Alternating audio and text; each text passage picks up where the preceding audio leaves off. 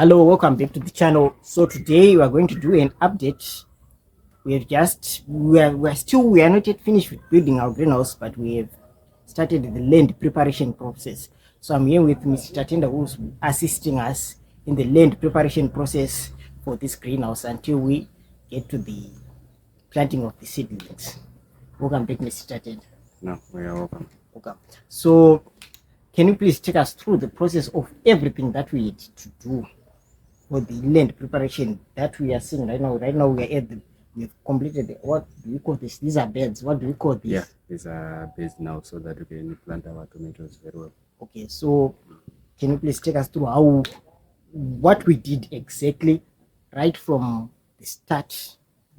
The start. After we've constructed our greenhouse, we now managed to dig some trenches so that we have to put manure and fertilizers in those trenches, so that our tomatoes are equipped enough so that when we plant them, they will grow very fast. So now we have completed our bedding. We've done our beds in this 200 square meter greenhouse in Norton. We are now ready to connect our drip irrigation. Then after that, we do the planting of our tomatoes. Okay. So right now, I'm seeing that we started with digging these trenches. Why did we have to dig the trenches? Yeah, so the first thing that we have to do when we dig these trenches, we have to cure our soil first, so that we fight the soil diseases that will affect tomatoes where they grow. So we dig that trench, and we put our chemicals in with manure and some fertilizers there. So we mix them so that we cure the soil. And when our tomatoes grow now, they won't be affected by the soil diseases, some nematodes that come from the ground. So also with the purpose of digging the trench, that we put our manure there, and to help also in growing our tomatoes, so that they grow very fast when we put the manure in the trenches. All right. So I'm hearing that you said mixing the manure and the fertilizers, yes, will kill the diseases, or maybe I can say the pesticides, the fungicides. What exactly? Yeah, it's not necessarily the fertilizer, but it's the chemicals actually. It's the chemicals that will fight the nematodes. Or the nematodes. Oh yes. So we treat that soil along our beds. Where we construct our beds, that's where we treat the soil. So this is a process in which everyone has to do. Yeah, this is a must when someone wants to grow his or her greenhouse produce. You have to go through with this process. There is no shortcuts here when we are digging the trenches and curing the soil and putting some manure there. Okay, so what kind of chemicals did we use? Yeah, usually that idea will remain to us. The purpose of this video is not a tutorial, but we are in business. So some might follow for that. So we are afraid that if we tell them the type of chemicals that we were going to use, they will follow suit and do the wrong thing to different clients. So the idea will remain with us.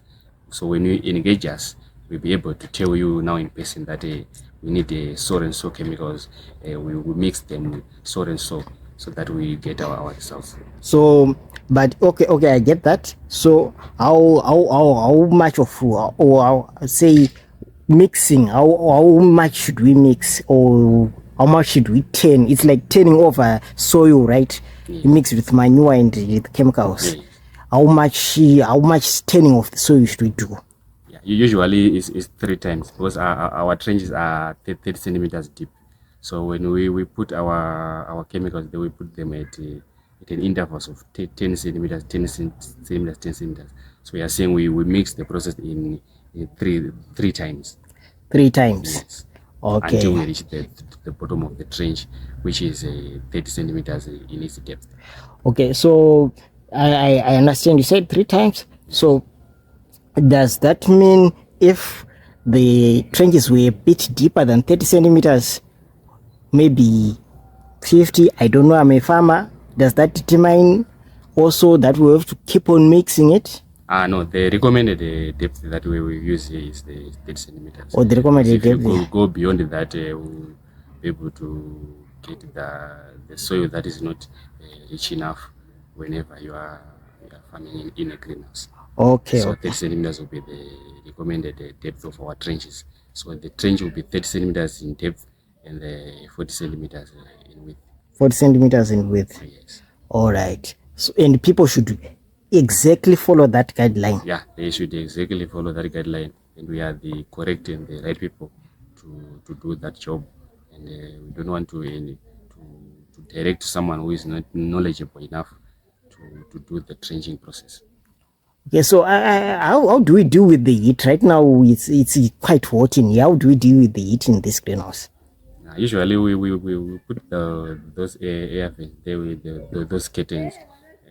In other words, we can't control the heat in a greenhouse necessarily 100%, but we put those openings so that we control and manage the heat. Does that have any effect on the plants, right? Like, say, for now, the weather is hot and the greenhouse is also hot inside. Does that have any effect on the plant? No, there won't be any effect because it is hot, but there will be water in our beds and they will be cool enough so that they don't dry up. All right. So, okay. I'm seeing that the beds right there, it's not like the beds I usually know of. They have like a spacing in between, a slanted area on the left, like on the right. And why this type of bedding? Yeah, usually we will put this type of bedding when we are planting our tomatoes. They won't necessarily go in a very straight line. They will do like a zigzag form. Can we illustrate? If you plant the first tomato here, you plant the other one here, and you plant the other one here, and you plant the other one here. So it's like a zigzag way of planting them. Oh, why that zigzag? Why not just in a straight line?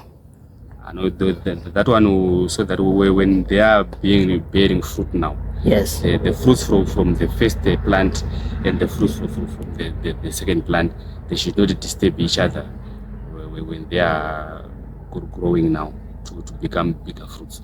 Or to become bigger fruits. Oh, yes, so that there won't be any disturbance. The first fruit and the second fruit should be that distance that we've put there, so that the tomato will grow without any interference from the other plant. All right. Okay. Oh, I see. Okay. So all this until the greenhouse is done, I'm sure that there's gonna be a footbath on the door. What's the purpose of the footbath? The purpose of the footbath is for biosecurity. We don't want any foreign diseases that will come here in the greenhouse. So someone will just need to wash his feet there by the footbath, and also wash his or her hands before entering into a greenhouse, just for biosecurity purposes. So is there any way to wash your feet, or boss, I just see people stepping onto I think that's what they call the footbath, and they just proceed going on. Is that the way to wash, or there is a procedure to washing? It will be just a simple way of washing, but the footbath will put deep there into the footbath, so that we cure any foreign diseases that might try to come into the greenhouse. Or you mean the depth of the footbath, so that when a patient steps into it, it will be the depth will be a bit. Yeah, the feet or the shoe he or she will be wearing will be dipped there. Will be dipped there. The footbath, yes. All right. So I'm seeing this 1, 2, 3, 4, 5, 6, 7, 8, 9, 10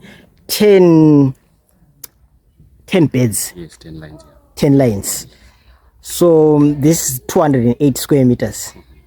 could have been the more lines, or that's like the maximum we can get in like in a 208 square meters? Existence, this is the average recommend number of lines, because our greenhouse has got 10 meters in its width, and the distance between beds for drip irrigation is 1 meter apart. Okay. So it's correct for us to have 10 beds in a 10 meter width greenhouse. All right. Just to take you back, you said when you are planting, it will be like here, then here, then here, like a zigzag kind of pattern. Yes. So as you said, it's a zigzag kind of pattern. How would the drip lines be set up? The drip lines will just run in the middle, and the water, when it's being distributed, it will be enough to reach every plant. Oh, Yes. all right. So, okay, I'm seeing also we had not removed all, like here you see these weeds, or I would say grasses. Do they have to be removed completely, or they at this moment they have no impact? At this moment, they have no impact, because if you see them, it's not green grass. They just dried. Then when we do the finishing product, we just remove them, but they don't have any effect. They don't have any effect at these stages. Okay, so I would say that's the land preparation for tomato greenhouse farming. Yes, yeah. This is just the basic land preparation. Basic land preparation. So the first steps was to clean, of course, to clean the greenhouse, to make sure there are no weeds or grasses. Then we dug the trenches. And then we treated our soil. We put manure first. Yeah. Then we treated our soil. After treating our soil, we set up the beds. We set up the beds. And that's it. And we are now ready for planting. We are ready for planting. Yes. Okay, so do we have to put drip lines first, or we start by planting? What's the procedure there? They will just run in the day that we plant, we just line then our drip system, so that when you plant the plant, it needs to be irrigated there and then. It needs to be irrigated. All right. Okay. Okay. So what about this part? This part of the greenhouse, there is nothing here. They have no. What's the use of this part? No, this part is no effect at all. This outer part there. Just help with the aeration, air circulation, so that our greenhouse will have enough air circulation. That's the purpose of that part. That's the purpose. Yes. Okay. So that's it for the video, guys. Thank you for watching. Thank you for joining us. Please subscribe and like, and we keep on doing more projects for you.